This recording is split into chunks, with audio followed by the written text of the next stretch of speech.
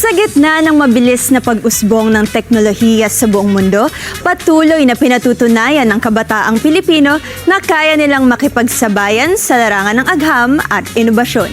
Sa loob ng 15 taon, isang programang nakatuon sa robotics at STEM education ang nagsisilbing tulay upang maihanda sila para sa global stage. May report si Gianna Llanes.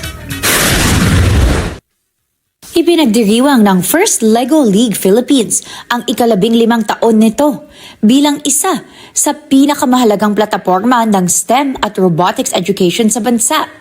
Isang programang humuhubog sa susunod na henerasyon ng mga Pilipinong inventor, inhenyero at problem solver. Pinangunahan ang programa ng Felta Multimedia Incorporated sa ilalim ng pamumuno ni Mylene Abiva, opisyal na partner ng FIRST sa Pilipinas. Sa loob ng 15 taon, libo-libong kabataan ang nabigyan ng pagkakataon para makapasok sa mundo ng robotics at makipagsabayan sa international competitions sa Asia, Europa at North America.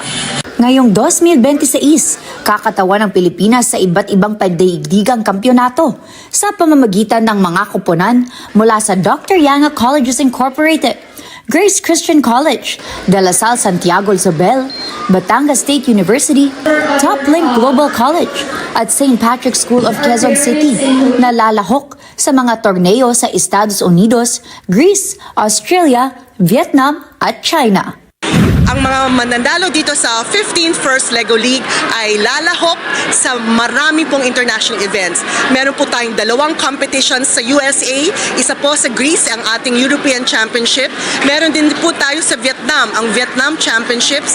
Meron sa China sa August. At meron po ang last ay meron po tayong competition na gaganapin sa Asia Pacific Open Championship sa Sydney, Australia.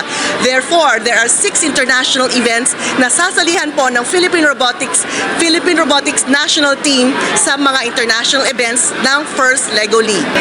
Ayon pa sa mga organizer, patuloy pang pinalalawak ng FLL Philippines ang saklaw nito upang mas maraming rehiyon ang maabot at mas maraming kabataan ang magkaroon ng access sa robotics education. Isang hakbang upang mapanatiling kompetitibo ang Pilipinas sa global innovation landscape. Para po sa mga magulang na nakikinig ngayon at nanonood, meron po tayong opportunity. Kung gusto po ng anak nyo sumali sa mga international competitions at sa robotics, ay tanungin lang po ang school ninyo kung meron pong robotics program at lumahok at sumali sa Philippine Robotics Program na either First Lego League or ang Philippine Robotics Olympiad. Target ngayon ng Philippine Robotics National Team ang makapag-uwi ng gintong karangalan, kasabay ng hangaring maipakita sa mundo ang talino at kakayahan ng kabataang Pilipino sa larangan ng agham at teknolohiya. Gianna Llanes para sa Mata ng Agila. Matatag, matapang, matapat.